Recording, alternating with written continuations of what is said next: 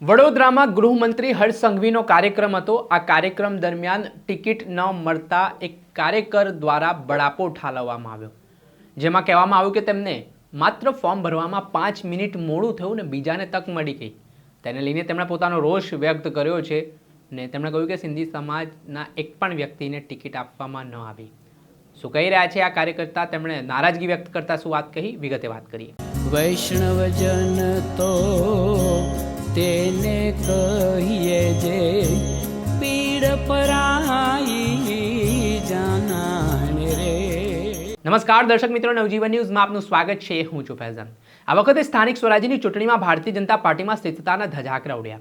જે રીતે ટિકિટોની વહેંચણી બાદ જે હાલ આ પાર્ટીને ટેલિફોનિક જાણ કરવી પડી ઉમેદવારોને, કેમ કે ભડકો ના થાય, ડખો ના થાય જેવી સ્થિતિનું નિર્માણ થયું ને કેટલીક જગ્યાએ તો ધારાસભ્યોનો ઘેરાવ થયો, વિરોધ નોંધવામાં આવ્યો અને જે પરિસ્થિતિ નિર્માણ પામી, હવે ભાજપના નેતાઓ ડેમેજ કંટ્રોલમાં લાગ્યા છે। ત્યારે વડોદરામાં ગૃહમંત્રી હર્ષ સંઘવીનો કાર્યક્રમ હતો। ઉમેદવારના પ્રચાર પ્રસારમાં તેઓ પહોંચ્યા હતા। તે પહેલાં સ્નેહા લાલવાણી, જેઓ ભાજપના નેતા છે, તેઓ દ્વારા તેમને ટિકિટ ન મળતા બળાપો ઠાલવવામાં આવ્યો અને હોબાળો કરવામાં આવ્યો।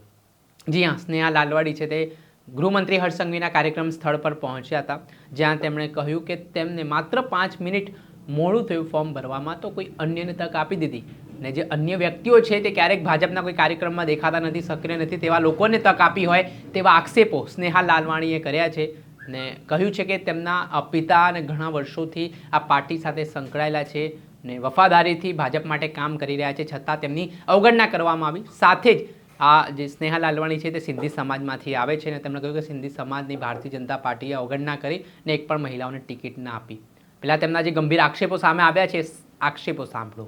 રજૂઆત છે સિંધી સમાજમાં અમે લોકોએ બધી લેડીઝો છે, બધી સમાજમાં લેડીઝો છે, અમે સિંધી સમાજમાં કેમ નથી લેડીઝ, કેમ નથી આપતા ટિકિટ નથી આપતા? હા, અમે અને મેં કાલે અપક્ષમાં ફોર્મ ભરવા ગઈ હતી, ખાલી 5 મિનિટ મોડું થયું। મારા છોકરાનું એક્સિડન્ટ થયું હતું, ખાલી આવવા માટે મને થોડું લેટ થયું। આ લોકોએ મારાથી ફોર્મ નહીં લીધું। હા, ટિકિટ અરે મેં અહીંયાની પ્રમુખ છું, મહિલા પ્રમુખ, હમણાં શહેર પ્રમુખ, શહેર મોરચામાં છું ભાજપમાં। આ લોકોએ મને 5 મિનિટ ખાલી મોડું થઈ ગયું, આ લોકોએ મારાથી ફોર્મ ના લીધું અપક્ષમાં। હા, કેમ આપે છે? સિંધી લેડીઝમાં નહીં આપે? સિંધી લેડીઝ બધું કરે છે કામ, ઘર ચલાવે છે, તો આ લોકો અમે લોકો વોટ નથી ચલાવી શકતા? કેમ નથી આપતા લોકો? કેમ નથી આપતા? કારણ તમને શું લાગે? આ લોકોએ મને સાચું કહું, આજે સાચું કહું છું, इन लोगों ने क्या है, मुझे तो ऐसा लगता है हेमनानी लोगों के साथ भाजपा ने एग्रीमेंट कर लिया है।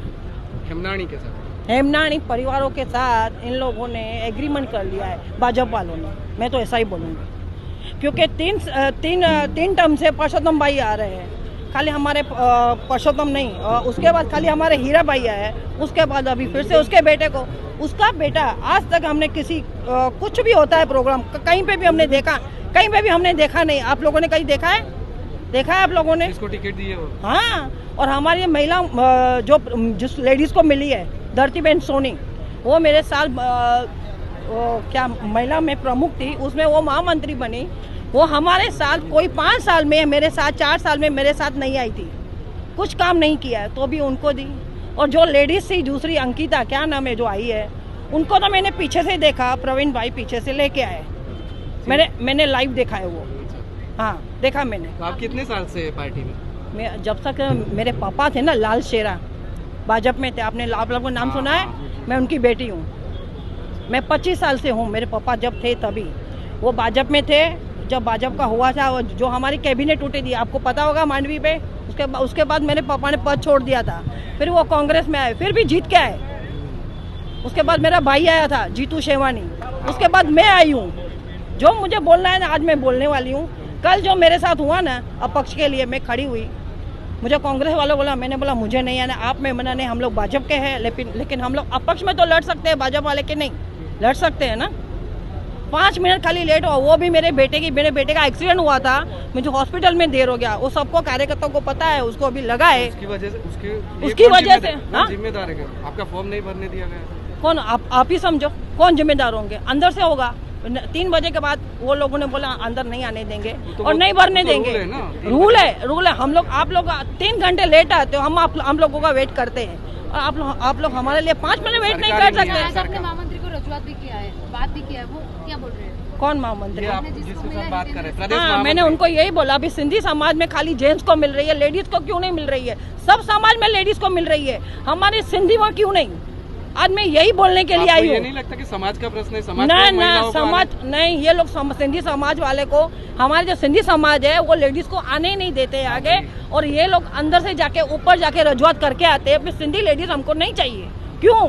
और हमारी जो सरकार है वो मान भी रही है, वो नहीं चाहते कि सिंधी महिला आगे आए। वो किसी को पता है। क्या नाम है आपका? आपका नाम? स्नेहा लालवानी, मैं वोट की यहाँ की महिला स्नेहा। हाँ, आज सीएम को मिलने वाले हो अभी? डेप्यूटी को कोई मिलने देगा तो बात ही नहीं करने दे रहे ये लोग तो। આપણે સાંભળ્યા જે રીતે સ્નેહા લાલવાણીએ ગંભીર આક્ષેપો કર્યા છે અને સિંધી સમાજની અવગણના કરી હોય ભારતીય જનતા પાર્ટી છે તે પ્રકારની વાત તેમણે કરી છે ને જે અન્ય લોકો જે કાર્યક્રમમાં ક્યારે દેખાયા નથી તેમને ટિકિટ મળી હોય તેવા દાવા તેમણે કર્યા છે ને પોતાનો ગુસ્સો વ્યક્ત કર્યો છે, તેના જ કારણે રાજકારણ ગરમાયું છે। હવે તેમણે અપક્ષ દાવેદારી નોંધાવવાની વાત કરી છે। હવે જે પક્ષમાં બળવો કરનાર લોકો છે તે આગામી સમયમાં કેટલી ભૂમિકા અપક્ષને હરાવવા માટે ભજવે છે તે આવનારો સમય બતાવશે।